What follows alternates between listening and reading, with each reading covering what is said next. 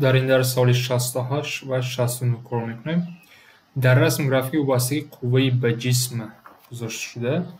قوه و از وقت تصویر کرده شده است. در چند مدتی وقت، یعنی دقیقه، جسم ثابت شتاب حرکت میکنه. ثابت شتاب یعنی شتابش عوض نمیشه، یخ میرود. ثابت شتاب.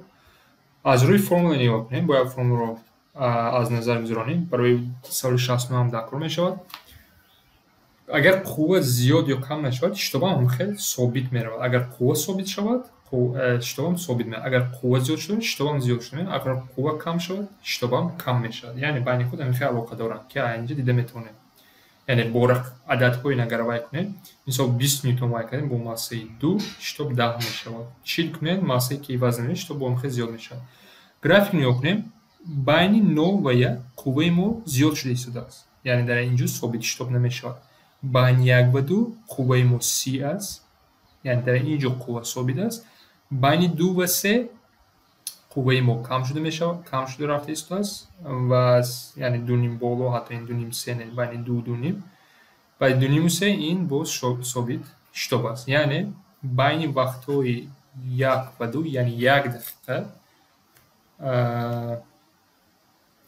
در چند مدت وقت ثابت شد. در دام 1 دقیقه ثابت شد، چون که در دام 1 دقیقه قوه ثابت است. سوال 69 میگذاریم. در اینجا 4 ماسه داده شده است: 40 کیلوگرم، 50، 30 و 45. قوه یخل گذاشته شدند. کدام جسم تحت تاثیر قوه آن با آن گذاشته با شتاب اصلا زیادتر حرکت میکنه؟ قوه یخل فرمول باز یکی است. قوه یخل برای همشون،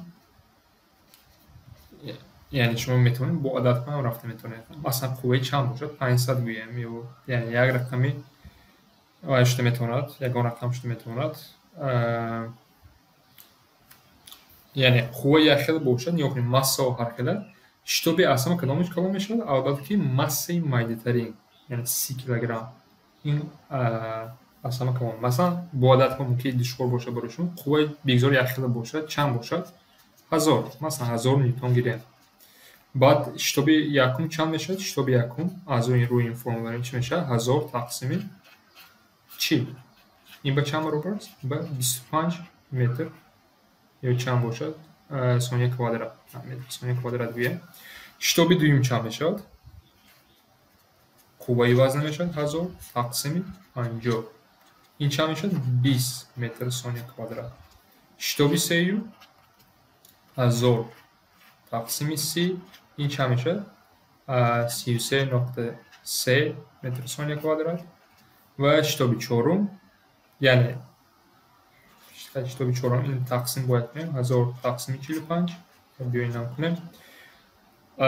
200 تقسیم 9 میشود. این چند میشود؟ 22. حتی نکنم 22 چند میشود متر ثانیه، یعنی دکار نیست. بین اینها اگر دیترمینیت باشین، چقدر که ماسه زیاد شود شتاب هم کم میشه، چقدر که ماسه اصلا کم باشد شتاب اصلا زیاد میشه. یعنی جواب ما سیوم، شتاب اصلا کدام به سیوم دارد.